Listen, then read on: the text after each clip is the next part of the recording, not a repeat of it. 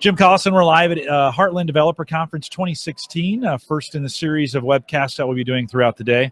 I'm here with Victoria Novak, as she corrected me earlier. I want to say Novak. Novak sounds a little Star Trek-ish. The keynote, well, by the way, Victoria, welcome to Heartland Developer Conference. The keynote, I understand, was talking of, did you get a chance to listen? I did not. We'll be interviewing the keynote here in a little bit, so I'll quiz her. It'll be in this playlist if you want to watch it. But Victoria, you are at AIM right now. Tell me, for folks who don't know what AIM is, let's cover that a little bit. Absolutely. So who is AIM and what is AIM? AIM is a local, innovative, not-for-profit organization that builds communities through technology. And we are Nebraska-based. We are homegrown. We've been around for about 25 years. And our goal is to we have 4 strong initiatives. And through those initiatives, we are here to build the tech talent ecosystem, a thriving workforce through some of our programs, and connect with youth and engage with technology professionals. Yeah, is Career Builder still a part of AIM? How's that? Is that working? So it's not Career Builder. Or what is it? It's CareerLink.com. CareerLink, very good. So one of our initiatives is connecting people with amazing careers. CareerLink.com is an online talent acquisition board, and it has applicant tracking systems. So it's more than just that. It's engaging with employers and helping them recruit positions to make sure that we are engaging with the best people, job seekers, and connecting them with great jobs that are out there. Yeah, and there's some branding in there too, because CareerLink, Career Builder, there's a whole bunch of other career sites out there when we think of Monster and Indeed. In those kinds of spaces. I think really important to remember, though, that AIM is kind of Omaha local in a lot of ways. And you guys, AIM is really committed to being a part of the Omaha ecosystem and keeping, 25 years ago, it was started to stop the brain drain from all this great talent leaving the city of Omaha. What's kind of the status of AIM today? To me, it seems like it's growing and it's doing better than ever.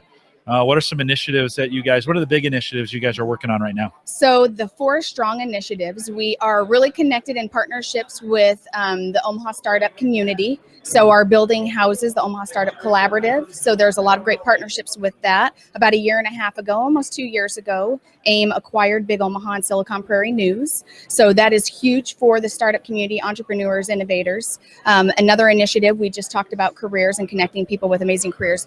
Interesting story, CareerLink.com actually came from a grant written about 20 years ago from our CEO and one of our senior vice presidents, and it was called COOL originally. So it was Career Opportunities Online, which then became CareerLink.com. Yeah.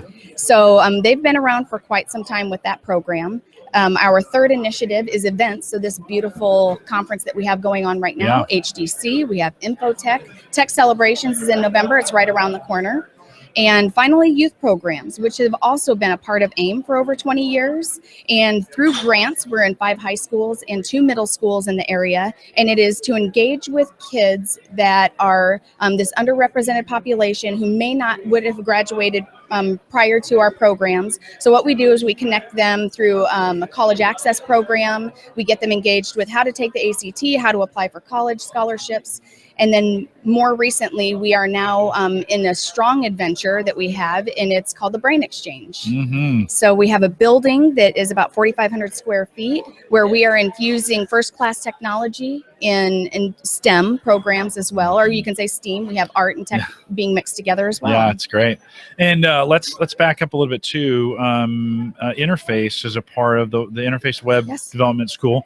And how is that relationship between Interface and AIM? Web School is part of the startup community. However, they're not housed on the startup floors of our building. They're actually on the 2nd floor.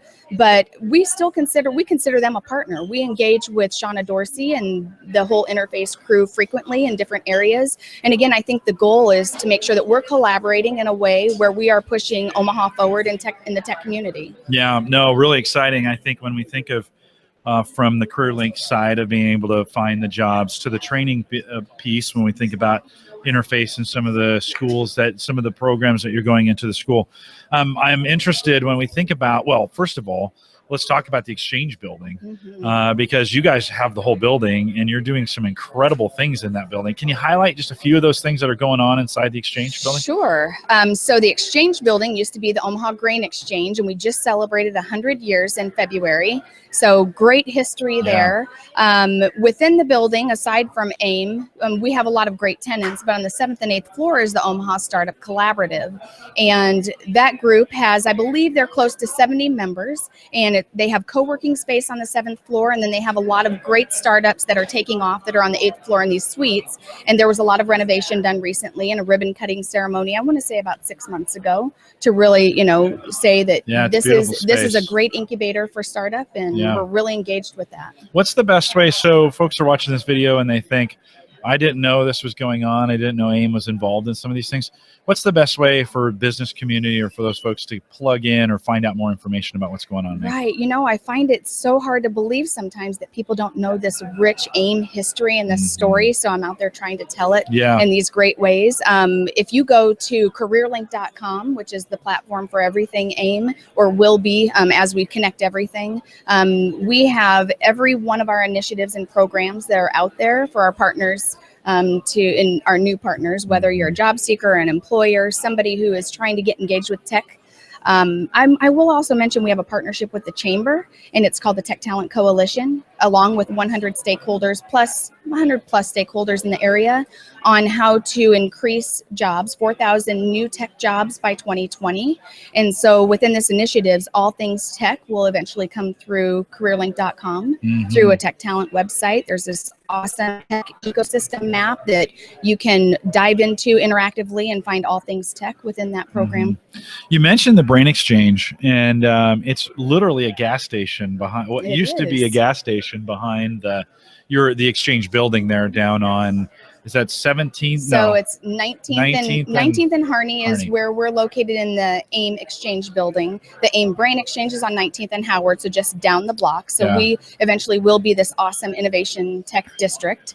But it was a 1950s gas station, so we're bringing it back to its awesome roots, and we're going to have that feel of when you came into the gas station and you have these glass windows where you would walk in, and you're going to walk in and experience, what is going on with tech. And really it's to ignite that curiosity within kids to say, if I want to do robotics, we're going to have somebody there to teach you how to do that. We're going to have a chroma key green screen wall to come and do media production, or learn about control booths and do podcasting, things of that sort. Yeah, we're excited. Gallup's going to partner with AIM on some work. We have a high school internship program of our in our building, but wanted to highlight the community involvement, get the parents to come out. It's like the Do Space. You got to kind of go and experience it first to really see how great it is. And I think I was in there and there were still drywall and running wires. And so we're excited.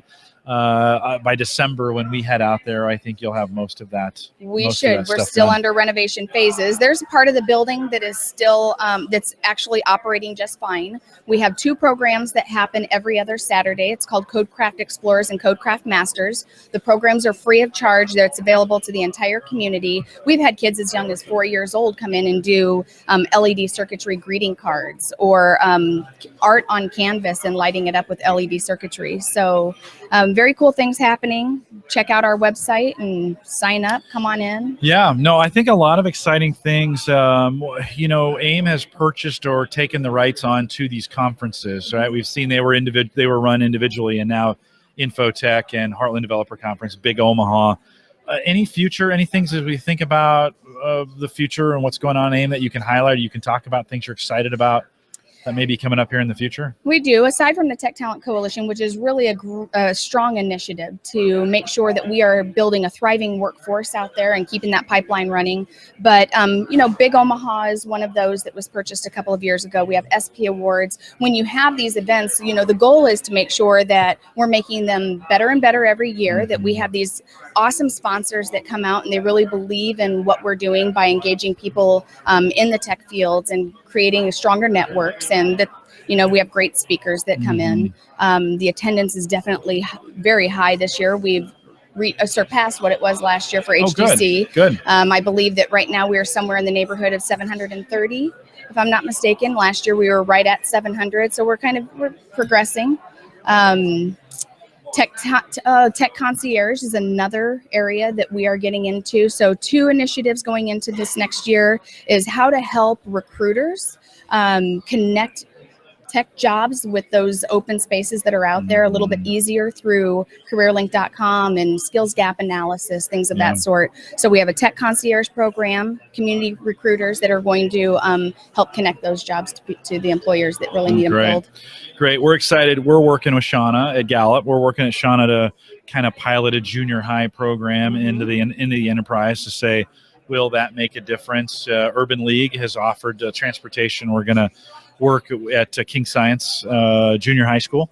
And, of course, AIM is a big part of that, making sure that she can do some of the best stuff that she does. And so we're excited to kind of partner on that pilot with you guys. We're just as excited. You know, I think the main thing that we've recognized is diversity and inclusion is very, very much a strong point in our society today. So making sure that we engage with different demographic areas to get involved in technology really will fill a lot of those gaps that are out there, and looking at tech a little differently. I love the fact that you're going into King's Middle School, King Science Middle School. King Science, right? So, and always partnering with Shauna is a good thing. Yeah, no, and Shauna's been on Gallup. Yeah, well, Shauna's been on my tech podcast before. If I see her today, she'll definitely make it on the microphone. But it's great opportunities. We see tremendous potential in the city of Omaha for, we're short tech jobs all the time here in the city of Omaha. While you're creating them, we still struggle sometimes to fill them. We think we can fill those with kids from Omaha. And so we're partnering with you guys through Interface, as well as other organizations that'll jump on the bandwagon with us and say, how do we give junior hires an opportunity in STEM? In STEM education, a lot of great stuff being done from K to 6, and a lot of great stuff being done once they hit a high school. But that junior high is a huge gap, and we'd love to see the enterprise take that over, by the way, because we just think that's the appropriate spot for businesses to jump in and start the idea of an internship. And then by the time they get there, right, by the time they get into high school, it's not, the job's not foreign. They just kind of keep rolling forward with it. So no, and you guys have a great internship program. We'll see. We'll pilot that this year and just see how well that goes. We know in North, Central, and South Omaha, oftentimes the challenge is transportation. Plenty of smart kids. And plenty of kids who want to do it. It's just the transportation. And so we are super excited about it. Urban League providing some shuttles for us to be able to get these kids in. And so we'll give it a try, see how it works. And we're super excited about it. As we kind of wrap it up, your role, what did they bring you in to do? What is it you say you get paid to do? That's for AIM. My role is Vice President of Strategic Partnerships, but the way that I look at it is connecting with the community. So we're not duplicating efforts, rather we're complementing each other, whether it is to bring together great speakers and sponsors and do events such as HDC, or connect with the community such as Completely Kids or Avenue Scholars, to bring kids in and engage them with technology in an area where they may not have had that opportunity before or even known that it was there. So, partnering with Gallup and even seeing what you're doing in your high school internship program and your college internship program, it's just an amazing thing. You have this short-term thing that we fill with connecting people with careers and developing tech skills, and that long-term of getting people connected young and engaged for the long haul. Yeah. It's just been fun to kind of see this come together. Excited about where AIM is going. I haven't seen this kind of effort and force and attention and focus at AIM in the 20 years that I've lived in the city. You guys are firing on all cylinders. So excited to see what's going on at AIM, excited for the future. I know there's a lot of great stuff we've been working with. We didn't talk about it all. We've been working as well with Silicon Prairie News. And Gallup has a huge investment in the entrepreneurial space because, of course, we have our EP10 or our Entrepreneurial Profile 10 assessment that helps entrepreneurs kind of discover it helps them rank those 10 things I think you need to know or have talents to be successful as an entrepreneur. So we're excited. That's a brand new assessment of ours, and we're excited to kind of roll that out in the community as well. So anything else, Victoria, you want to add in here? Yes. What are your top 5 strengths? What are my top? I should probably ask you. Can you name yours? Yes. If I name mine? All right. So I'll start to break it in here. So I'm an arranger, woo, communication, maximizer, and activator. Okay. I am relator, activator, learner, developer, strategic. Yeah, I can see the developer in there, right? Working with people and really wanting to build them up, and there's some strategic in the role that you're doing. You're a learner, so a day like this, are you going to get a chance to get in any of the sessions? I should for a little bit, yes. Yeah, I know you should. That would definitely work towards your learner. What do you think you lead with from a top 5 standpoint? In other words, what do you think you use the most in both your life and in your current role of your top 5? Probably relator. Okay. Maybe activator. Yeah. That's tough. Well, certainly there's lots of things to activate on the things that are going on. I saw you on YouTube already making videos and getting out and get that done. And of course, it's a medium we use all the time. So I'm excited to see that happen for you. So Victoria, thanks for doing that. We're gonna shut the mics off for a few minutes. We have a few minutes before the keynote comes in. And so you won't hear anything if you're listening live, and there's a few out there listening live. You won't hear anything for the next few minutes, but Victoria, thanks for coming in. Thank you so much. Appreciate it.